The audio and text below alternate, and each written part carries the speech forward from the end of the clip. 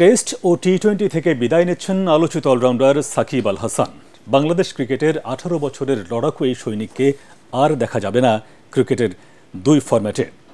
ভারতের বিপক্ষে কানপুর টেস্টে মাঠে নামার আগে আনুষ্ঠানিক সংবাদ সম্মেলনে আন্তর্জাতিক ক্যারিয়ারের ইতি টানার ঘোষণা দেন তিনি। তবে ক্রিকেট দুনিয়ায় দীর্ঘ রাজত্ব করলেও রাজনীতির ক্যারিয়ারটা দাপটে হল না 37 বছর বয়সী এই তারকা ক্রিকেটারের।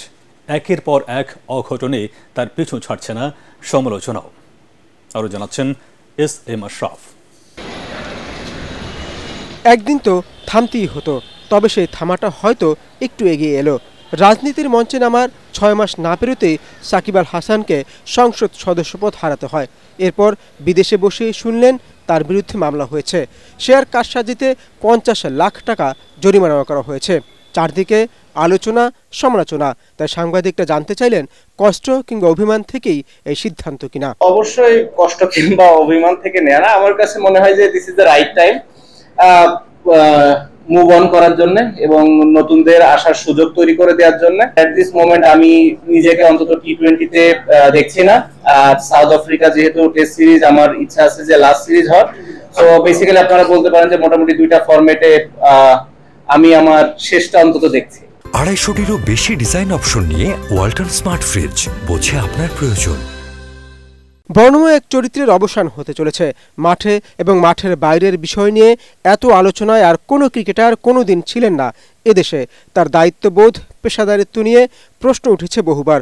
অথচ বিশ্ব ক্রিকেটে 149 উইকেট নিয়ে টি-20তে তৃতীয় সর্বোচ্চ উইকেট শিকারী তিনি। I'm happy. It's just I don't have any regrets. আমার কোনো ওরকম লাইফে রিগ্রেটস কখনো ছিল না, এখনো নাই। আমি যতদিন এনজয় করেছি, আমি ক্রিকেট খেলেছি এবং আমার কাছে মনে হয়েছে যে এটা রাইট টাইম বাংলাদেশ ক্রিকেটের জন্য, আমার জন্য, এবং সে কারণে আসলে এই ডিসিশনগুলো নেয়া। দেশের সর্বোচ্চ রান সংগ্রহকারীর তালিকায় দ্বিতীয় স্থানে দেশের এই অলরাউন্ডার। টেস্টে 4600 রানের সাথে 242 উইকেট জিতিয়েছেন বহু ম্যাচ।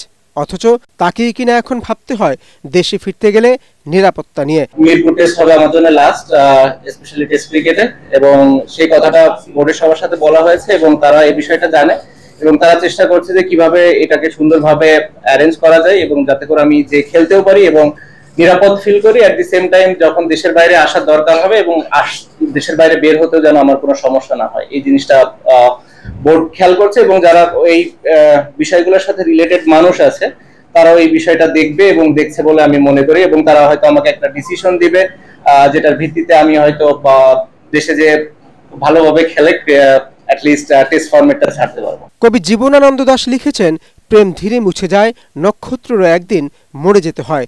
কবিতার এই লাইনের মতোই বাস্তব উদাহরণ যেন গত 18 বছর সব ফরম্যাটে দেশের হয়ে মাঠে লড়া সাকিব আল হাসান। এস.এম. আশরাফ, এটিএন বাংলা।